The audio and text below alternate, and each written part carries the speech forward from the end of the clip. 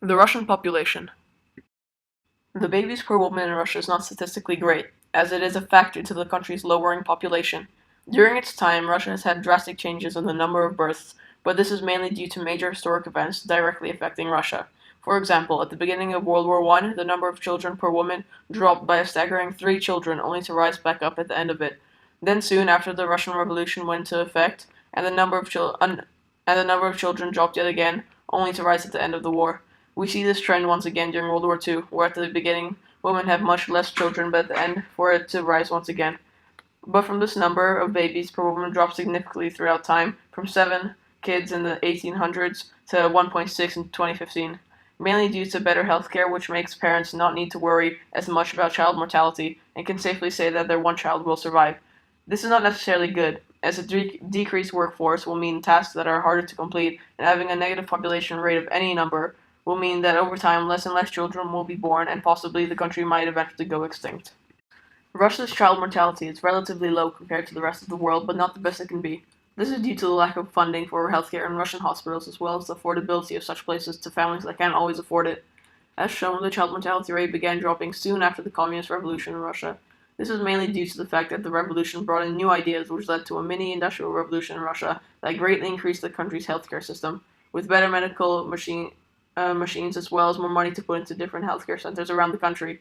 Even now, the child mortality rate is continuously dropping because of better and easier access to healthcare that is on a higher level around the country. And as Russia begins to look into new ways to support their government other than oil and gas, more money may be made, which will mean more money for the healthcare programs all over Russia. Russia has a strange crude death rate, as most countries continuously decrease their death rate through time because of better healthcare, better police, and safer machinery. Russia's death rate went very rapidly downwards to nearly no deaths per 1,000 population in the 1960s, and right after it continually increased and rapidly until the early 2000s, reaching nearly 20 deaths per 1,000 people. This could be mostly due to the fact that after the collapse of the Soviet Union, Russia was mostly run by the mafia. And while that happens, and with the government in tatters, people were killed much more, and less time was put into saving people's lives. As of 2004, a decrease in Russia's death rate is happening, with the government gaining much more power over the leadership of Putin. Even so, Russia has an unusually high death rate for such a developed country as itself. There is so much data on Russia's life expectancy, as the data only begins in the 1950s, but the trend that are there currently show an increase over time in life expectancy, like most other countries. There is an unusual drop in life expectancy in the early 1990s, but it can easily be explained, as it is during the same exact time of the collapse of the USSR, which led to a mafia-run Russia for a period of time. While the government was unorganized and couldn't help its people, in the near future, it is almost inevitable that the life expectancy will continue to increase because of new and improved healthcare and law enforcement systems. Of course, there is a chance for war or another government collapse, but it is believed that these events have a slim chance of occurring. Russia's GDP, or gross domestic product, is currently at 1,283 billion. This is mostly due to its large amount of resources, specifically oil and gas. The GDP affects the country's population, as it is a large factor in whether or not people would want to live there or not. As GDP is one of the ways we know of the government's income. Through it, we can understand what the government has money to do, whether it be to create better transportation systems, or apply more research into healthcare, or improve its military so it may protect the country's people. Of course, these are all important for a country to have, and so its population density around the country might be greatly affected by the country's GDP. The population pyramid in Russia is quite average. It does not have a large increase in population like China or India, and its population is not dwindling out or is in the process of it like South Korea. Currently, it is in stage 4, as the pyramid shows a low fluctuating population. Russia's future shows a decrease in population by 10 million plus citizens, and it appears to be in stage 5 of the population pyramid. Russia's population density is logically spread around the country through the factors that will be described in the next slide. As seen in the map, the higher the concentration of the green is, the more dense the population is in that area. Migration in Russia is quite different from most European countries, mainly because of the laws on illegal immigration and the refusal to let refugees. Even though they have pretty extreme laws for illegal immigrants, they're still the second highest country with illegal immigrants, second to only the USA. Currently, the immigration to Russia is at 600,000, while the emigration is at 350,000.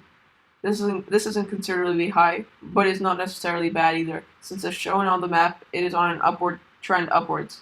The number of immigrations and emigrations can depend on many factors, but sometimes can be based on the country's healthcare, buildings, transport, and spending on the country's improvement. The immigration and emigration will increase or decrease the city's or country's population. Throughout Russia, there is a range of different biomes and temperatures. The four main biomes in Russia are the tundra, the taiga, the steppe, and the mixed forests. There are also smaller and rarer biomes, such as deserts in the far south, polar zones in the far north, and mountain regions scattered across the country. Russia weather is also very different. In the winter, Russia can go up to -50 Celsius in the north and around -30 Celsius anywhere else. But in the far west of Russia, in places like Sochi, the summer brings temperatures of over 40 Celsius. All this combined greatly affects where the population of Russia lives, as certain biomes and temperatures create perfect living areas, such as Moscow and Vladivostok, but some create places where life is virtually impossible, such as most of Siberia or any far north areas of Russia. The minerals in Russia is a large part of this economy, as it makes up more than 80% of the country's exports. So logically, many jobs are centered around these mineral-filled areas, as well as cities and villages that are close to them to make life easier for everyone. That would then increase the population area in mineral-rich land and decrease it in other land that is low in minerals.